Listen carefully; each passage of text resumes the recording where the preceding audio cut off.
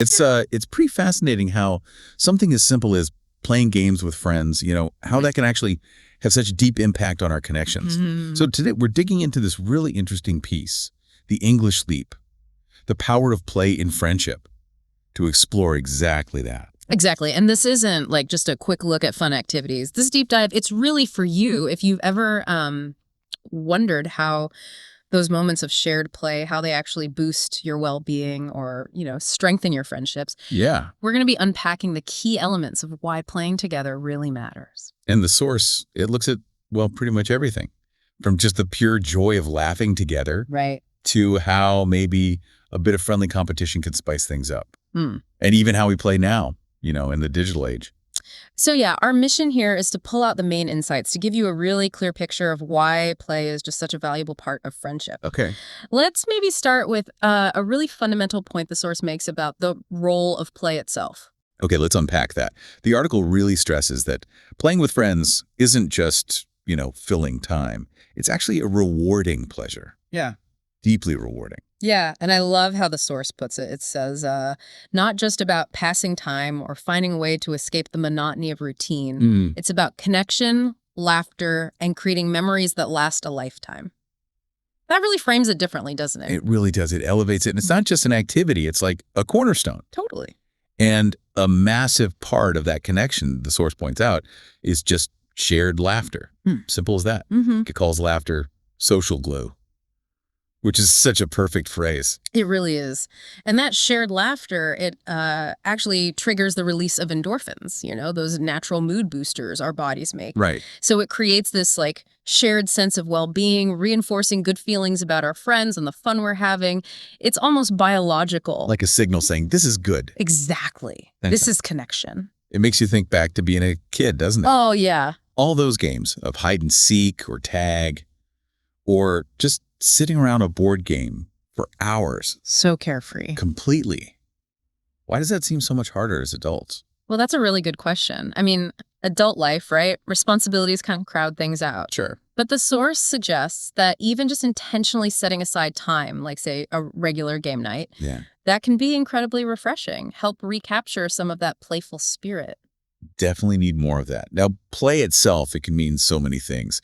And the article does a good job breaking down the different ways we play and connect. Yeah, the variety is pretty striking when you list it out. You've got the classics like board games, Monopoly, Scrabble, Catan. Wingspan's a newer one they mentioned. Strategic. Right. And engaging in that kind of strategic thinking together, it builds this this unique kind of intellectual connection. Like respecting how the other person thinks. Exactly. It's not just about winning. It's that shared mental exercise. Then you have, the huge world of video games. Yeah. Things like Fortnite, League of Legends, or even more chill stuff like Stardew Valley. And these really become, especially now, these kind of virtual hangouts, don't they? Totally. Fostering inside jokes, shared challenges. It really strengthens bonds, even if you're miles apart. That digital camaraderie. And hey, let's not forget card games. Never. Simple stuff like Uno or, more involved games like poker. The source says they engage strategic thinking too. Which is interesting, right? How different types of play tap into different parts of us. Yeah.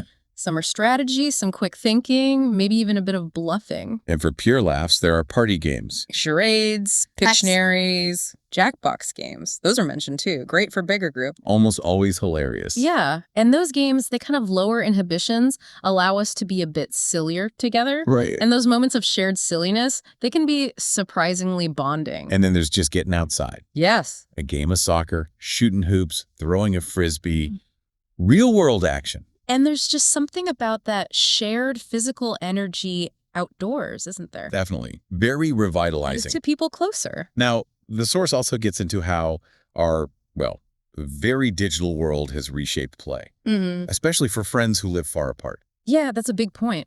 How has tech actually changed connecting through play? The article really emphasizes how online platforms have, basically erased distance. You can play with friends across the world just as easily as next door. And it highlights specific games becoming these digital meeting spots, like Among Us or Minecraft. Yeah. creating these shared worlds where you collaborate, you strategize. You develop those all-important inside jokes. Crucial. And what's also interesting is how platforms like Discord have evolved. Right, not just for gaming anymore. Yeah. They're hubs now. Yeah. Chatting, sharing memes, watching movies together. It kind of blurs the lines between online and offline friendships. Okay, so the source also tackles competition. Healthy competition in friendships. Right, which might sound a bit weird at first, like, isn't competition bad? Yeah, potentially. But a bit of friendly rivalry, it can actually add excitement, some energy. Like the playful trash talk in Mario Kart. Exactly. Or, managing your fantasy football league. That strategic rivalry. But the key word there is definitely friendly.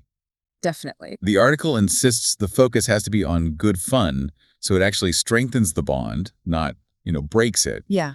So how do we make sure it stays friendly? That's the million-dollar question, isn't it? I think it often comes down to intention and just talking about it. Mm-hmm.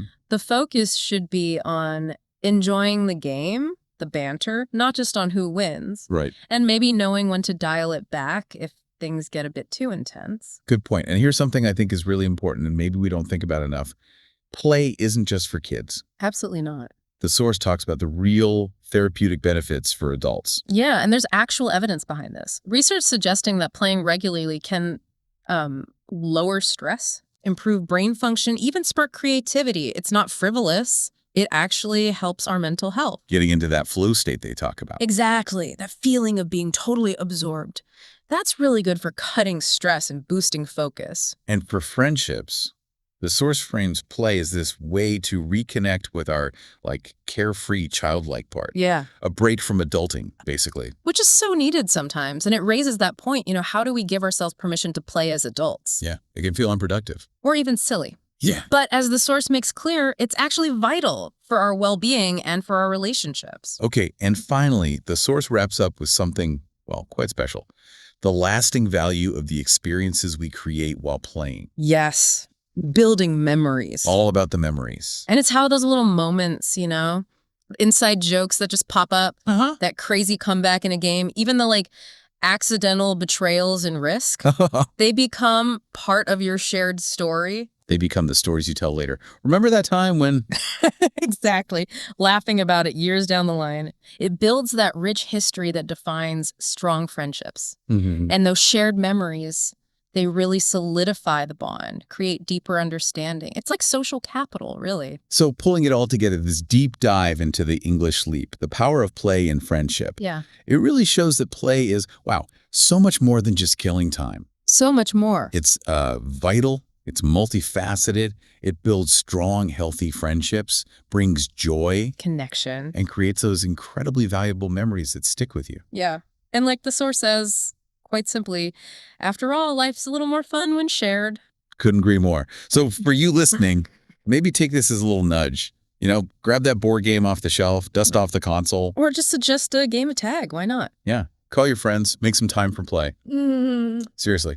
And maybe think about this. How could adding even just a few minutes of playful interaction into your week, how might that shift your perspective or, deepen a connection with a friend? It's definitely something worth exploring.